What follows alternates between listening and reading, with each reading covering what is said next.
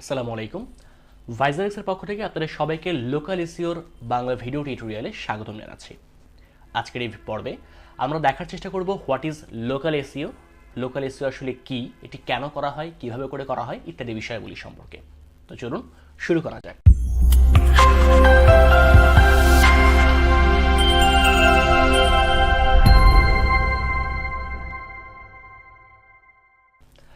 সর্বপ্রথমে আমরা জেনে নেওয়াটা দরকার হোয়াট ইজ লোকাল এসইও।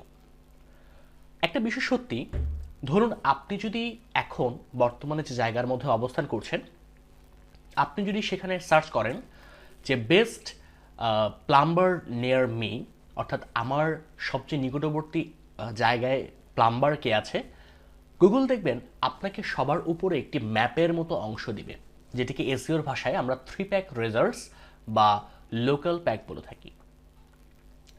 আপনি এখন যে জায়গাটাতে অবস্থান করছেন, এই জায়গা থেকে যদি আপনি 1 ঘন্টা পরে অন্য কোনো জায়গায় গিয়ে আবার সেম জিনিসটা সার্চ করেন, দেখবেন রেজাল্ট পুরোপুরি চেঞ্জ হয়ে গিয়েছে। এই যে রেজাল্টের তারতম্য, এটা অ্যাকচুয়ালি গুগল কিসের উপর ভিত্তি করে করে থাকে?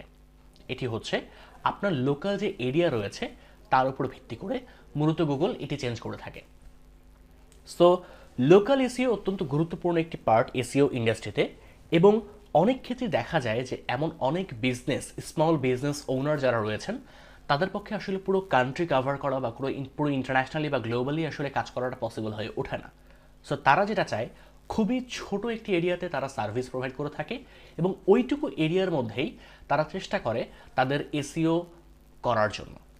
যেমন এমনও হতে পারে যে আপনার কাছে এমন কোনো ক্লায়েন্টও আসতে পারে, বা আপনার কাছে এমন কোনো কাজও হতে পারে যে আপনার একটি ছোট বিজনেস রয়েছে, যে বিজনেসটি আসলে ছোট একটি এরিয়ার মধ্যে অপারেট করে থাকে, আপনার পক্ষে চাইলেও পসিবল না পুরো কান্ট্রি কভার করা।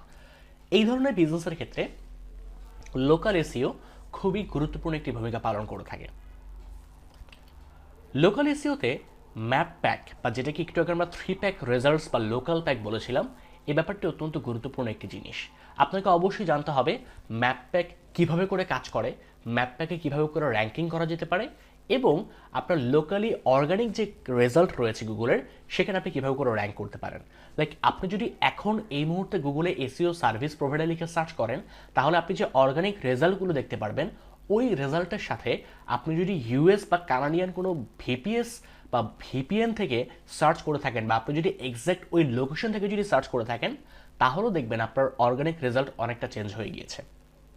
সো লোকাল ইস্যুতে শুধু ওই ম্যাপ প্যাকের মধ্যে বা 3 প্যাক রেজাল্টসেই প্রভাব ফেলে ব্যাপারটা এমন না, সেটি অর্গানিক রেজাল্টসেও কিন্তু বেশ ভালোই প্রভাব ফেলে থাকে।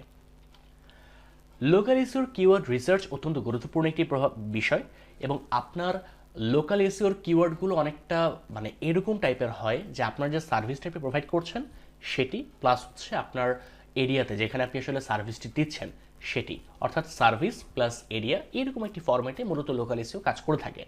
এবং এইরকম ফরম্যাটই মূলত Yelp suggest, Google suggest, local voice search এবং গুগল কিওয়ার্ড প্ল্যানারে আপনি চাইলে স্টার্ট উইথ এ ওয়েবসাইট দিয়ে আপনার যে কম্পিটিটররা রয়েছে তাদের ওয়েবসাইটগুলোকে যদি আপনি অ্যানালাইসিস করেন, এবং সেখানে আপনি দেখবেন যে এই ফরম্যাটে সার্ভিস প্লাস লোকেশন বা লোকেশন প্লাস সার্ভিস, এইরকম ফরম্যাটে যে সমস্ত কিওয়ার্ডগুলো রয়েছে, ওই ধরনের কিওয়ার্ডগুলো থেকে আপনাকে লোকাল এসইওর জন্য কিওয়ার্ড রিসার্চ করা যেতে পারে।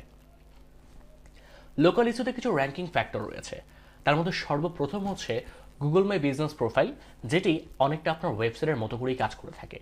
গুগল মাই বিজনেস বা জিএমবিকে সংক্ষেপে লোকাল এসইওর প্রাণ বলা যেতে পারে। আপনার লোকাল এসইওর যে পুরো প্রভাবটা, এটা অনেক ক্ষেত্রে ডিপেন্ড করে পুরো জিএমবির উপরে। সো আপনার জিএমবি প্রোফাইলকে আপনি অনেকটা আপনার ওয়েবসাইটের মতো করে তুলনা করতে পারেন, বা অনেক ক্ষেত্রে সেটাকে আপনি ওয়েবসাইটের থেকে বেশি গুরুত্বপূর্ণ বলেও তুলনা করতে পারেন। দ্বিতীয় সেটি হচ্ছে ন্যাপসের ব্যাপারটি, অর্থাৎ আপনার নেম, অ্যাড্রেস এবং ফোন নাম্বার অনেক গুরুত্বপূর্ণ একটি ভূমিকা পালন করে লোকাল এসইওর ক্ষেত্রে। অনলাইন রিভিউস বেশ গুরুত্বপূর্ণ একটা ভূমিকা পালন করে লোকাল এসইওর র্যাঙ্কিংয়ের ক্ষেত্রে। এছাড়াও নর্মাল এসইওতে যে সমস্ত ব্যাপারগুলো আমরা করে থাকি, like on page SEO, of page SEO, এই বিষয়গুলো অবশ্যই লোকাল এসইওতে কাজ করে থাকে। গুগল মাই বিজনেস, যেটিকে আমরা লোকাল এসইওর প্রাণ বলে থাকি, গুগল মাই একটা বিষয় জানিয়ে রাখাটা দরকার, গুগল মাই বিজনেসকে অনেক সময় আমরা সংক্ষেপে জিএমবি বলে থাকি, দ্যাট মিনস যেটার ফুল ফর্ম হয় গুগল মাই বিজনেস। সো আপনার গুগল মাই বিজনেসের তথ্যগুলো বা ইনফরমেশনগুলো অবশ্যই যেন 100% কনসিস্টেন্ট হয়, এবং আপনার পক্ষে যতটুকু পসিবল প্রত্যেকটা ডেটা পয়েন্ট আপনার ফিল আপ করা উচিত। ইভেন আপনার বিজনেস আপডেট হওয়ার সাথে সাথে আপনার উচিত আপনার গুগল মাই বিজনেসটিকেও আপডেট করে ফেলা। ইভেন আপনার গুগল মাই বিজনেসের মধ্যে যে রিভিউগুলো আসবে, যতটুকু পারা যায়, আমি বলবো যে যতটুকু পারা যায় না, যদি বাধ্যতামূলক হয়, প্রত্যেকটি রিভিউর রিপ্লাই করাটা অত্যন্ত গুরুত্বপূর্ণ একটি ব্যাপার। আপনার লোকাল এসইওর জন্য আপনার অনসাইট এসইও বা অন পেজ এসইওর যে ব্যাপারটি রয়েছে সেটি হচ্ছে যে আপনার প্রত্যেকটা লোকেশনের জন্য ইউনিক কন্টেন্ট রাইটিং করা তো অত্যন্ত গুরুত্বপূর্ণ। এছাড়াও আপনার স্কিমার যে ব্যবহারটি রয়েছে লোকাল এসইওর ক্ষেত্রে সেটিও আপনার একটু মাথায় রাখতে হবে।